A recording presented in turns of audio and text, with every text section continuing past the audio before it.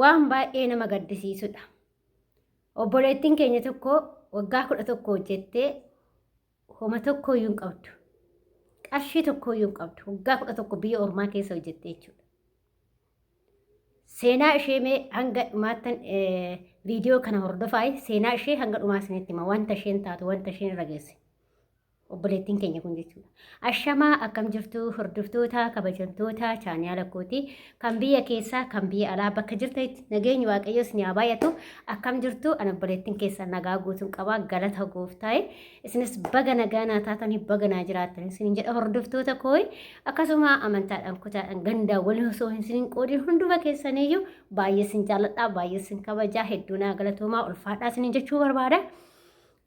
Asumaan immoo warroonni chaanaala kiyyaaf immoo haarawaa taatanii sabskraayibii laayikii sheerii gochuudhaan nu jajjabeessaayi akkasuma maamila keenyas ta'uu hin dagatinaayi warri nu jajjabeessitanis galatoomaa isin jechuu barbaada walumaa galatti egaa maal qabattee dhufte jechuun keessanii oluu har'a dhugaa rabbii jechuudha waan tokko irraa baranna ati narraa barattaa anillee sirraa hin baradha jechuudha waan tokko waan itti deemaa jirruu fi irraa deemaa jirru immoo waliin barannaa jechuudha ishee obboloota kooyi laa habiibi ifama jidduudhaan abdii isaa bira deemee mucaa waanan eegaa jiruu fi achumaan dhiisee sababa sayyadaan baasee jechuu barbaada.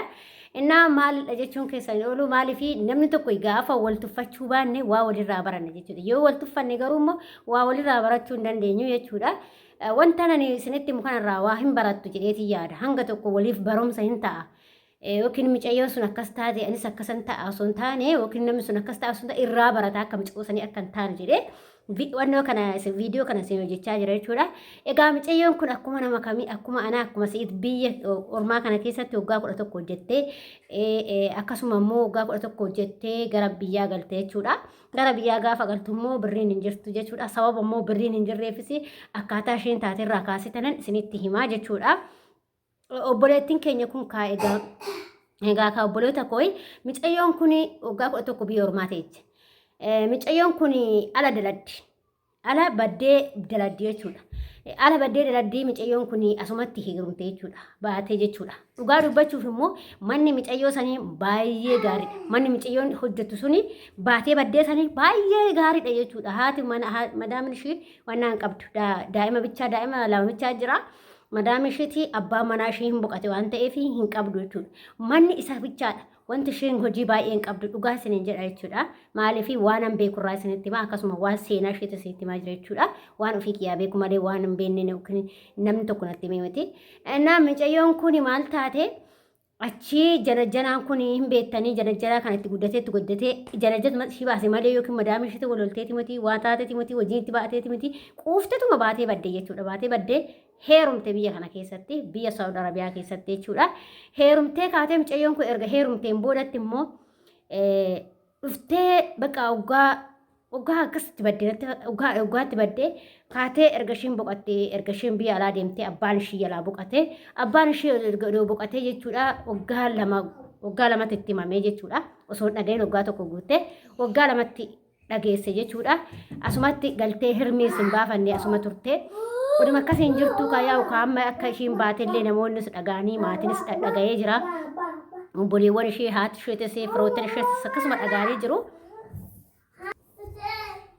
Egaa ka obboloota kooyi dhiifama ani yeroo baay'ee ka daa'ima waan hin qabuufini yeroo baay'ee addaan kuta viidiyocha jechuudha. Egaa micayyoon kun ka haadha isheetillee hin bilbiltu jechuudha. Bilbila obboleewwanis hin bilbiltu haadhaanis hin bilbiltu akkasuma immoo qarshiillee immoo hin ergitu jechuudha. Maaliif sababii isaa isheen asitti baatee heerumtee jirti kan baatee heerumtes immoo fedhii warraatiin miti yookiin immoo nikaa wayii hidheefi yookiin seera wayii guuteefi miti osoo warratti sin himini warri garuu dhaga'ee jira jechuudha. Sababa ishee dhaga'ee jira akkaataa isheen heerumte dhagaanii jiru maatiin ishee dhaga'ee jira jechuudha. Bakka maatiinis baay'ee aaranii turanii akkasuma namtichi ishee fuudhe sunis mucaan ishee fuudhillee nikaa hin goonee fi seera wayiituu hin qabdu ture. Akkasumatti waggaa dheeraa wajjin turaachaa turan jechuudha. Oduma akkasitti jiraachaa turtu ammallee isa lammaffaa akka hoodha ishee jalaa boqattee turte jechuudha micayyoo tana. Ammas immoo dhageesse malee garuu dhageesseerti galtee hirmii hin baafanne jechuudha. Micoon tun haga ammaa homaa haadhafillee homaa ergitu. Sida abbaan ishee boqateeyyuu haadhuma isheetiif waa ergitu kan ofii isheetii waa godhattu hafu jechuudha. Homaa waan ishiin goote hin jiru jechuudha haadhaafis hin ergitu. Innaa mucayyoon tuni amma mucayyoo tana ergammoo haati obbolaan akaakayyoon adaadaan ishii maalidha adaadaa miti akka hojjechuu kooti akka waan ishii boqattees immoo galtee hirmii baafachuu hin dandeenya. Abbaa isheetis galtee hirmii baafachuu hin dandeenye. Sababii isaa ala jirti waan ta'eef galtee hirmii baafachuu hin dandeenye. Garuu hin dhageechi. Mucayyoon tunoo nama takkaa hin bilbiltuu, hiriyoota isheetiin bilbiltuu, firoottan isheetiin bilbiltuu, obboleewwan isheetiin bilbiltuu, haadha isheetiin bilbiltuu, nama takkaa hin bilbiltu. Siruba jirti duutee akkas waan akkasii bakka akka nama du'eetti jirti jechuudha. Isheen dhugaas ni jedha. Mucayyoon tuni akka nama du'eetti jirti. እና ሰኒን ቦዴ በቃ ማቲንስ ባዬ ቶኮ ጎጋ አመኒ ባዬ ቶኮ ሃት ሽትሌ በቃ አኩመ ነማ ዱኤት ትሽላላ ቶርቴ ጀቹዳ ኦሱማ አካና እንጅርቱ አማ ሶከሱማ ነው ጅርቱ ቴሱ አመሌ ኢሳ ሰደፋት ረት ጀቹዳ ኦቦሌች ሺ ጀላ ቡቀቴ አመሌ ኦዶ ሺ ምጭዮን ኩን ገልቴ ዋን ቶኮ ከዳባት ሲምባፋቲን ከናካው ሽምባፋቲን ኦቦሌች ሺ ኦዶ ፉድን ሰደፋ ረት ደበለም ጀቹዳ Ammas gaafa sadaffaa irratti dabalamu dhageessee jirti akka obboleessi boqate. Dhageessee jirti. Maaliif feesbuuka fayyadamti. Waa hunda fayyadamti. Garuu lakkoofsa siif hin kennitu isheetu nama beeka malee ishiin lakkoofsa ishiin beekanii feesbuuka ishiin beekanii maqaadhaan hin banattu waan ishiin bantu hin garuu ishiin hin agarti waan feesbuuka irratti waa adda addaa irratti darbamee jira waan ta'eef. Ishiin kan namaa hin qabdi garuu namaa hin bilbiltu. Maaliif ani maal akka ishiin dhokattus hin beeku jechuudha. Amma sadaffaa obboleetti ishiin boqatee gaafa obboleetti ishiis boqatu galtee hirmii hin baafan. Mucayyoon kun baay'ee hedduu takka nama waan garaa nama nyaatu jechuudha. Maaliif nama sadi dhabuu jechuun hedduu namatti ulfaata. Biyya ormaa kana keessatti ijoollee takkaa lubbuu teenya dhabuu takkaa maatii keenya dhabuudha. Mucayyoon kun walumaa galatti nama sadi dhabdee akkasuma hojjettee biyyattis of hin jijjiirre jechuudha. Hojjettee waan takka qarshii takka hin qabdu yoo ani mucaa hojiis hojjette ta'ee ani mucaanis oggosuma biraa qabamee galee jedhanii mucaanis biraa galee jedhanii hojjettee mucaa hojjisiistee itti nyaachiste ta'ee mucaan qabamee biraa gale kan ishee fuudhee daa'ima qabaatteef hin kaan hanga ammaa namni ishee beeku hin jiru daa'ima qabaatteef hin kaane garuu mucayyoo suni kunoo barana oggaa 11ffaa ishee fixee barana galte gara biyyaatti jechuudha. Gaafa galtu sanii namumti naannotuyyuu mucaatti galtee akkasayittuu mucaatti galtee gaafa galtuyyuu haadha ishee sanbichaa dhufteeti ilaaltee hirmii dhaqxeeti guyyaa san oggaa meeqatti hirmii nama hundaa nama sadeen ishiitu baafatti jedhanii saniin booddee hoo obboleettiin kun ammallee waan baay'ee nama gaddisiisu dhugaa rabbii jechuudha laala waa irraa baratan hiriyoota koo waa irraa baratan obboloota koo mucayyoo kanarraa jechuudha akka mucayyoo kana akka hin taane jedheetanan viidiyoo kana siin fide jechuudha maaliif mucayyoon kun har'a odoo bahuu baatte obbolee abbaa ishiitti galtee hirmii illee hin baafatti yookiin immoo maatii isheetti illee uhuma godhaaf maatiin ishii gaafa ishiin qarsheetti ergitu jechuudha abdii san laala wanti ishiin gootu abdii san waan dharaabichaa hojjetti ijoon dhiifama siin jechuu barbaada annaa maal sinin jechuu barbaade tanani mucayyoon kun akkuma sinin jedhe ka ala jirti waan ta'eef osuma ala jiraatte maatii ofiitti dirqama yaadachuu qabdi jechuudha garuu maatii ishiitti illee hin yaadanne mucayyoon tuni mucayyoo tana ammas immoo abbaan manaa yaa'u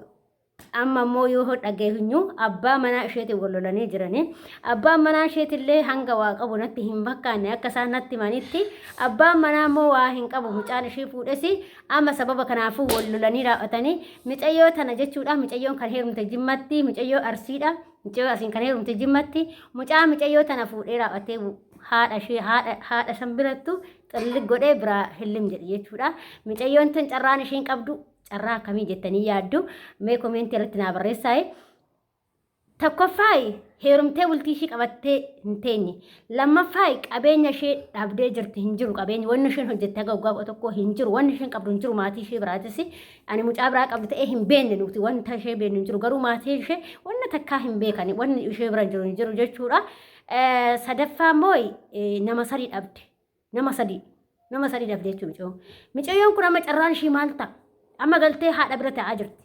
Carraan ishee waggaa tokko teechee ala deebiti moo akkam ta'uu qabdi mee obboleeta koo baay'ee nama zana dhugaa rabbi hedduuta kana gaddisiise jechuudha. Maaliif obboloota koo viidiyoo kanarraa waa hin barattu eetan sinii fide.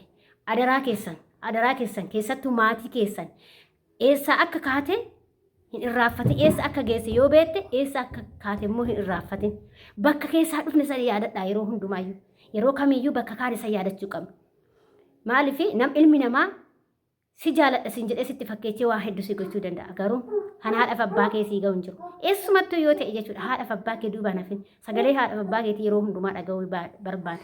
Yoo akkam ta'e ji'a tokko yoo turte malee san hin boodan turin haadha kee sagalee dhaga'uuf abbaa kee sagalee dhaga'uuf. Kanaaf obboloota kooyi micayyoo kanarraa waa hin barattu jedheetii yaada dhugaa siniin jedha jechuudha. Maaliif micayyoon kuni amma carraa ishiin qabdu ani maal akka ta'e kan beeku ka carraa ishiin qabdu alatti deebisee haadhuma tana teechee rakkiste ta'e rabbiin haa beeku ka haatoo fi ka haguma fees wanna fete hamtus taatu haatoo fi nama gattu haadhuma saniitu iyyuu immoo wajjin rakkachaa jira jechuudha. Wanni tokko wanti isheen qabdu hin jiru gaxariitti deebitee maatii ishee biratti haadha ishee biratti deebitee haadha ofii biratti ta'etti abbaan manaatillee gatee jira. Micayyoon nikaa irraan qabu nikaa hidhamee fi hin jiru. Daa'ima qabaatteef hin kaan hin beeku garuu nikaan isin hin dhabnee fi carraan ishii kun warratti galtee jirti warratti gangalte homaa wanti isheen qabdu hin jiru akkana murtee shamarran keenya. Kanaaf immoo of qusachuu qabdanii birri keessanis abbaa irratti ergitan qabachuu qabdanii deebitanii immoo dhiiraaf jettanii baatanii baddanii maatii keessanii addaan cituun qabdanii. Yoo heerumte baatee baddee heerumte illee dirqama maatii kee beessistee yoo barbaadde maatii keetti irratti argadhu yoo barbaadde isa wajjin hojjedhu. Dhugaas hin jedha jechuudha. Hanguma fe'e illee ta'e immoo maatii keetirraa laa gaafa dhirsa sanii wal lolte eessa keessa seenta kaa eessa keessa seenta xiqqoos ta'u guddaas ta'u daalattiis ta'u haatoo fi daalantummaan qabdu ishumatti galanii jechuudha haadha ormaa ittiin galanii.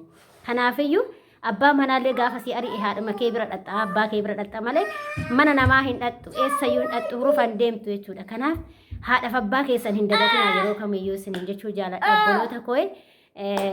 Viidiyoo tanarraa waa hin barattu jedheeti yaadaa akkanatti kunoo carraa shamarranii isa kana ta'a dhumni isaa isa kana ta'a. Ani micayyoon tu hin jiraate ta'ee hojjettee hin beeku amma gaxariitti galtee maatii ishee bira teechee homaa hin qabdu. Kanas isiniin jedha kanarraa waa hin barattu adaraa keessan of eeggannoo cimaa godhaa isiniin jedha. Waaqayyoon nu waa'ee gunduma keenyayyuu waan godhannu immoo harka keenyatti qabachuu qabna.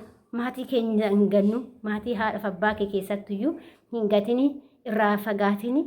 Isaan malee hin jiraachuu hin dandeessu. Eenyumaa dhirsa kiyya jettin dhirsisi gaafuma tokko yoo sitti ka'e akkuma jaalalli jirtu jibbi jirti gaafa sitti ka'e asii baasee si ari'a jechuudha. Har'a micoo tana fuudhee duraa wajjin akka barbaade ta'ee qarshii ishee irraa nyaatee yookiin immoo godhee kaa hin beeknu suni kunuu har'a fuudhee warratti galchee eechi seentire. Osoo biyyaa waa qabaattee haadha biraa waa qabaattee waanuma sanii nu hojjetatte jechaan. Haadha biraas waa hin qabdu wanni isheen qabdu tokko hin jiru. Lafa waggaa tokko teechee lafa takka hin qabdu biyyarraa jechuudha. Maatii ishee biraa wanni takka hin qabdu birrii takka hin qabdu. Innaa carraan ishee dhumaa akka ta'u hin beeku mee isin osoo ta'e akkam taatu carraan ishee maalidha jettanii yaaddu obboloota koo koomentii alatti naa barreessaa. Ciao. Waaqayyo isin wajjin haa ta'u isinin jaalladha isinin kabada. Warroon immoo chaanaala kiyyaa afaaraa taatan sabskiraabii gochuudhaan maamila keenya ta'a viidiyoon kiyyarraa isinitti dheerate. Dheeratullee immoo waa keessaa barattu jedheeti yaada. Waaqayyo hunduma keenyayyuu nu waliin yaa ta'uu waaqayyo sakkana nun taasisanii of jabeessaa of xanakkarsiisatii hojjetadhaatii gara biyya keessanii galaa dhirsi guutee jira gaafa ati gaarii taate gaaruma taa'ee si eeggata waan ta'eef dhiira qarshiidhaan hin bitini dhiiraa jettee immoo maatii keetiin addaan hin bahin abadan haadhaaf abbaa keetirraa addaan bahin dhiiraaf jettee jechuudha abbaa manaa kiyyaa maaltu warra kiyya galchu hin jedhin gaafa inni sitti ka'e akkuma jaalalli jirtu jibbi jirti eessa dhatta gaafa sana jecha seenta boodha kam seenta gaafa isaa wal lolte haadhumaaf abbaa kee san bira jirti kanaaf haadhaaf abbaa kee dhirsa haadhaaf abbaa kee sii kabajee wajjin jiraachuu yaadessin jedha akkuni dhaamsa kooti nagaa ta'a fayyaa ta'a isinin jaaladha.